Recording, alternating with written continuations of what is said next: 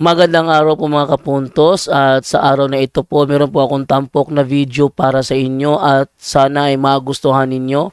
Kaya sa mga bago pa po sa aming channel, please po don't forget to hit the subscribe button at ang notification bell para maging notified kayo sa bawat video na ilalabas ko sa channel na ito. At bilang kahilingan po ng punto por punto team at naway maintindihan po ninyo, sana po wag nyo pong i-skip yung mga ads sa aming mga video.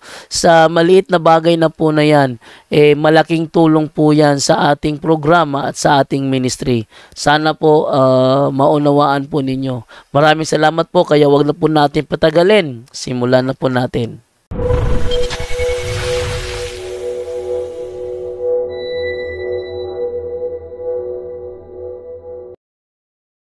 Hello mga kapatid, magandang umaga po. Kumusta na po kayo?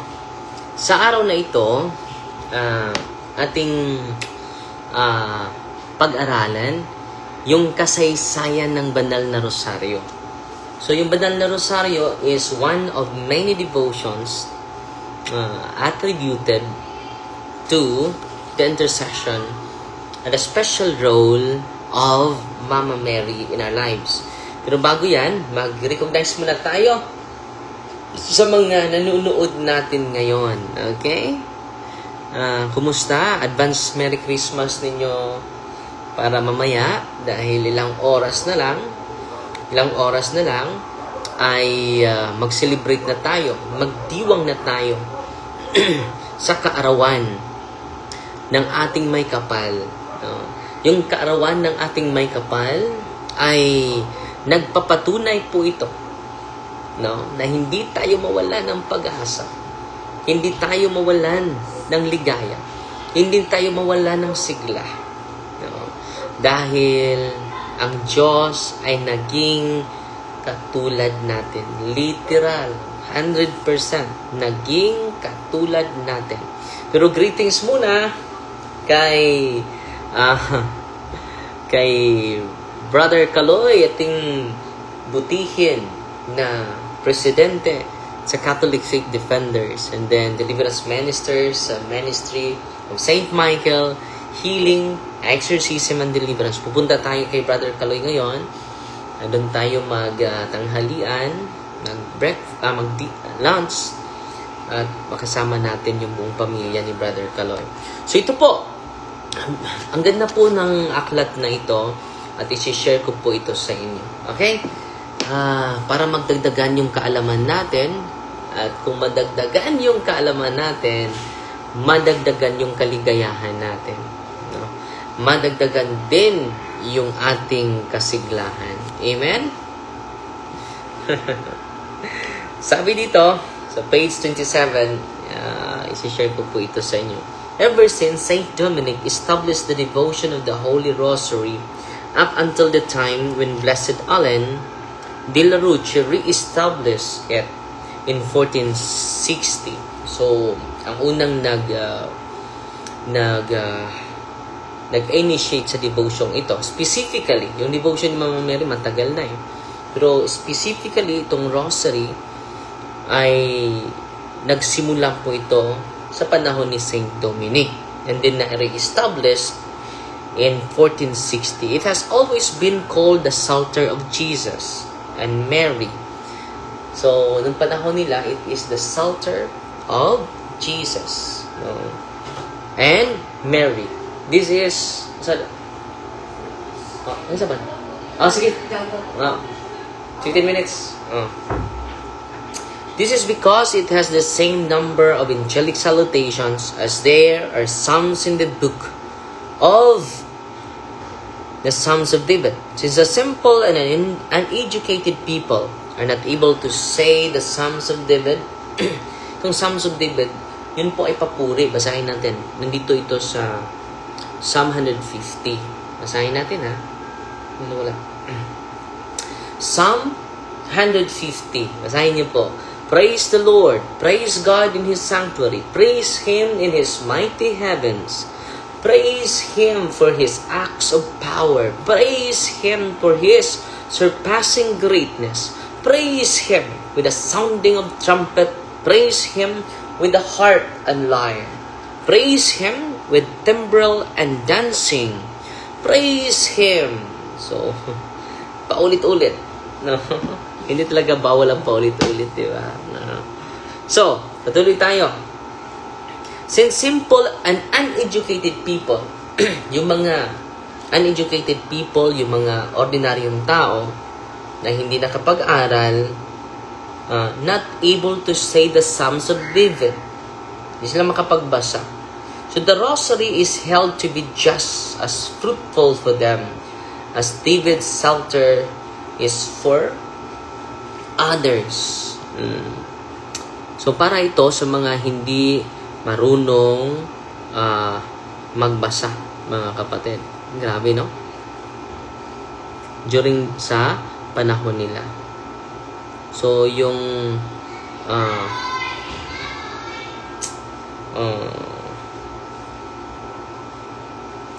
excuse muna.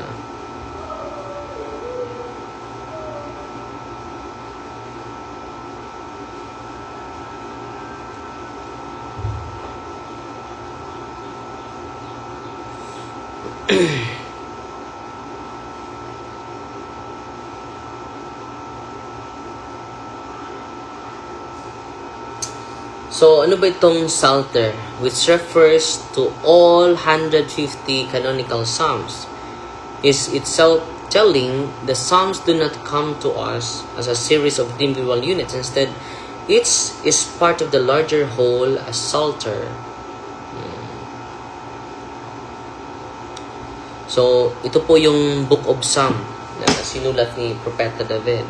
Ngayon, but the rosary can be considered to be even valuable than the latter, for 3 reasons.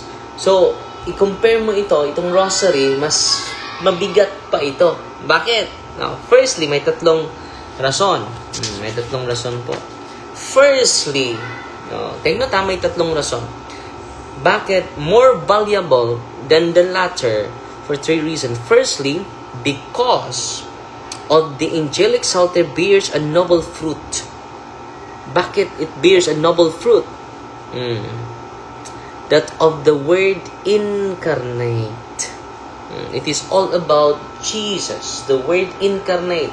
So, the reality of the incarnation. Whereas, David's psalter only prophesies His coming. Itong rosary, it is the coming of Jesus. Diba? Prophesy pa sa pagdating ng ating may kapal, yung Psalm of David. So, sabi dito, firstly, because the angelic psalter bears a noble fruit. Ito, angelic psalter, yung Hail Mary, full of grace. The Lord is with you, blessed are you among women, and blessed is the fruit of thy womb, Jesus. It is all about Jesus. Malinaw na malinaw yan, ha? So, yan pala ang rason na more valuable ang rosary compared to the latter. Referred to the Son of David. Okay? Because it is all about the incarnation, the reality of the incarnation. Well, David prophesied the coming of Jesus. Okay? Pangalawa. Secondly, just as the real thing is more important than its prefiguration, and as the body is more than its shadow, in the same way, the Psalter of Our Lady is greater than David's Psalter, which is not more than prefigure it. So, yung Psalter, prefigure lang yon. Pero itong rosary is the reality itself. As the body is more than its shadow, yung ating katawan is more than our shadow, yung anino natin. In like manner, mga kapatid, the reality of incarnation is greater than the prophecy. It's just a prefiguration. Pero ito, the reality of Jesus, the presence of Jesus, is visible. Okay? In the rosary. Wow! That's the second reason. The first reason is it is all about the world incarnate, yung prefiguration. Second, It is not about Our Lady Psalter is greater than David's Psalter, which did not more a prefigure. So, hindi na prefigure, it is the reality itself. And then, pangatlo, thirdly, because Our Lady's Psalter or the Holy Rosary made up of Our Father and Hail Mary is direct work of the Most Holy Trinity and was not made through human instrument. So itong Rosary, it is influenced by the Holy Trinity. Kasama na po doon ang Our Father and Hail Mary, including the Holy Spirit, the work of the Holy Spirit, and the Son being incarnated in the womb of Mama Mary. Amazing, mga kapatid. So, patuloy tayo. Our Lady's Psalter or Rosary is divided into 3 parts.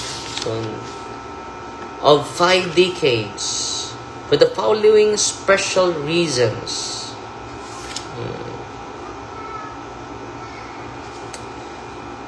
Una, 5 decades. Anong kahulugan ito? First, to honor the 3 persons of the Most Holy Trinity. Merong 5 rason. No? Bakit may the following for the following special reason? Ano yung rason bakit hanggang ngayon ay buhay na buhay yung rosaryo? And divided into 3 parts of 5 decades. 3 parts pa yun, kasakit, di ba? Pero nadagdagan na ngayon, 4 parts na. Sorrowful, joyful, and glorious. Dinagdagan ni Pope John Paul ng na luminous, di ba? In 5 decades. Una, for the following special reason. Ito po yung mga rason. I-take down ninyo. Una, to honor the 3 persons of the Most Holy Trinity. Sino ang na-appreciate, na-honor natin? Ang Holy Trinity. The Father. Di ba? Magsimula tayo ng rosaryo. Hindi tayo magsimula without sign of the cross. In the name of the Father. Di ba? And of the Son. And of the Holy Spirit. We honor the 3 divine persons. The Father, the Son, and the Holy Spirit. To honor the life. Pangalawa, sino pang i-honor natin? To honor the life, death, and glory of Jesus Christ. Malinaw na malinaw yan, ha? So, kung naintindihan lang ito ng maraming mga tao, they will devote themselves to the Holy Rosary. To honor the life, death, and glory of Jesus Christ. Pangatlo, to imitate the Church Triumphant. To help the members of the Church Militant. To lessen the pains of the Church of the suffering. So, kita ninyo, yung 3 membro sa simbahan, naaalala natin. Dito po yung Communion of Saints. Inaalala natin yung mga Triumphant Church. Ano yung Triumphant Church? Na members sa simbahan natin, yung nasa langit na. At magkapagbigay din sa atin to help the members of the Church Militant. Natulungan din tayo. Tayo po yung Church Militant. Ang pangatlong member natin is the Church Suffering, nandun sa Purgatorio. To lessen the pains of the Church Suffering. So kung iaalay natin yung prayer at dasal natin, malaking tulong po sa mga Church Suffering. Okay? Ang ganda, no? Pang-apat, to imitate the 3 groups into the Psalms are divided. To imitate the 3 groups into which Psalms are divided. The first being for the purgative life. Ano ba itong purgative life?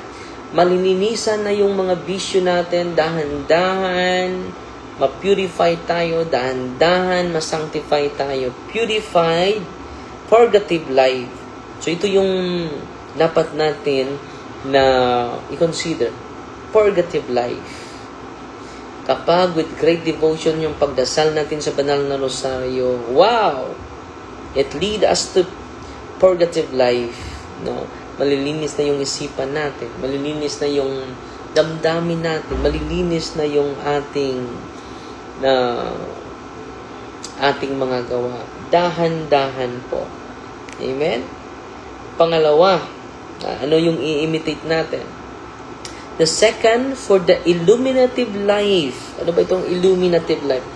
Makatanggap tayo ng kaliwanagan sa ating buhay, kasaganahan, illuminative. Because we live in a purgative life. Nalinisan na natin yung sarili natin. So magaan na tayo. So magaan na yung ating puso at budhi. We give light. No? We shine. It's showtime. Yan. Pang-apat, the third is the unitive life. We are united to God. We are united to His church. We are united to the Lord. Okay, ang ganda lang. Unitive life. So, ito yung i-imitate natin. Una, purgative life. Lilinisin natin. Paano natin ma-purify yung sarili natin? So, lagi tayong nagme-meditate sa buhay ni Kristo. Ma-purify po. It will lead us to illuminative life. Liliwanag yung buhay natin. Gagaan yung buhay natin. Wow! Ito po yung dapat natin i-emulate while praying the rosary. Pangatlo, unitive life. Maging maisa tayo sa pamilya natin, magkaisa tayo sa mga kapitbahay natin, magkaisa tayo sa mga tao na sa paligid natin. Hindi tayo mag-isolate sa sarili natin. It is a unitive life, a communion with God, a communion of the saints, and to the militant church. Okay? Finally, the final special reason, mayroong 5 special reasons. And finally, to give us graces in abundance during lifetime. So, mag-enjoy tayo sa lifetime natin. No? The graces in abundance during our lifetime, peace at death, and glory in eternity. So, graces in abundance. No? In our lifetime, yan ang pinaka-importante. Graces in abundance in our lifetime. Marami ngayong mga tao, maraming blessing, pero walang grasya. So, kailangan the grace and the blessing will be in communion with one another. Wow.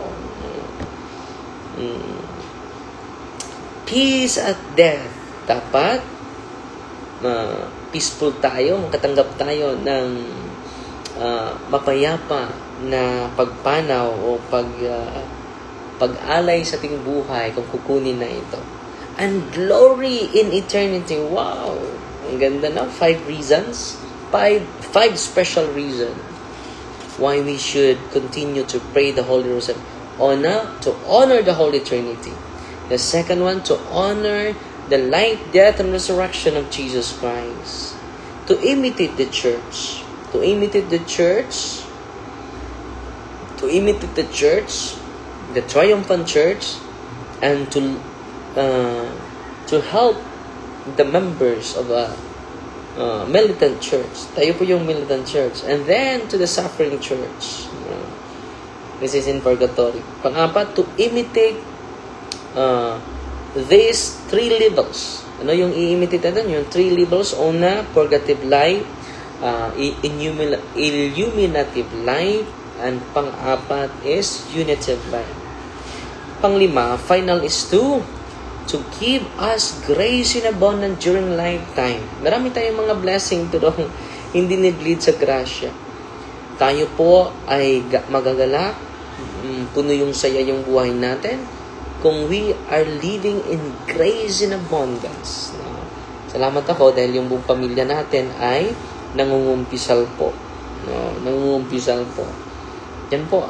Living a life of abundance. Okay? So, yan lang sa muna mga kapatid, no?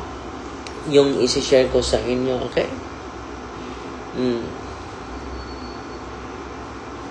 So, pasalamat na lang tayo sa mga star senders natin, no? Wow! Si Skyber Crystal nagpadala sa atin ng 2,500 stars. Wow! At si Channing, Merry Christmas, no? 1,000 stars, no? Si Malak Ganil, 500 stars. Si Evangeline Nelson Mundroed, 100 stars. Sheila Love, good morning, Sister Sheila. 1,000, wow. Si Janine, yung avid natin, walang humpay at walang tigil na pag-share sa kanilang mga blessing. If blessing is not enough, let us go to grace in abundance during our lifetime. At si Mera Palones, 50 stars. Si Margaret Pazuelo de la Cruz, 50 stars o 100 stars. 150 stars. Si Glissel is 50 stars. At si Sister Sheila Love, nagdagdag ng 500 stars. Salamat po sa inyo po. At keep in touch po. Isi-share ko po sa inyo yung mga magandang dapat nating malaman. At Fighty Maria, tatak safety with a humble heart. At si Cryfield Cristal, nagdagdag ng 1,000 stars. Oh, ang laki ng inyong dinagdag. No? Salamat po sa inyo. Ang Diyos na po ang magsukli. And then, I hope you will enjoy the grace of God. Go to your priest, receive the sacrament po. Okay? Fighty Maria, tatak safety with a humble heart po. God bless.